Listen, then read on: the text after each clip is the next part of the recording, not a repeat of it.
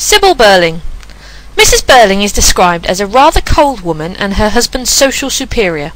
Her coldness and lack of conscience make her unsympathetic, while her keen awareness of the rules of polite behaviour, shown for example in the way she rebukes her husband for his comment about the quality of the meal, makes her seem out of touch with what really matters.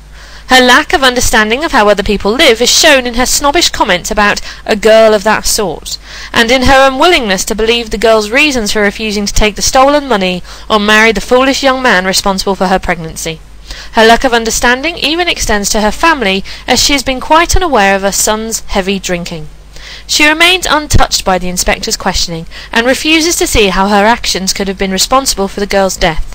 We can clearly see that her refusal to help the girl could easily have been what finally led to her suicide, yet it is only when she realises that Eric was the father of the child, and so her actions had resulted in the death of her own grandchild, that she begins to show any signs of weakening.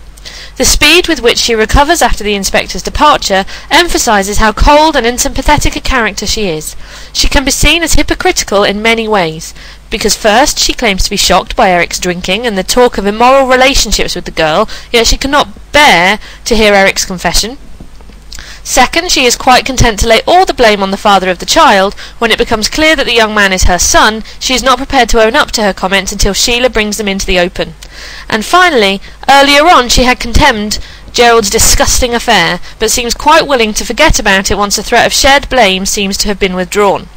There is no sense of relief that her selfish actions have not been the cause of tragedy. The glowing thanks and praise that she lavishes on Gerald for the clever way he appears to have settled things reflect her desire to remain untouched by outside events and to maintain the appearance of respectability.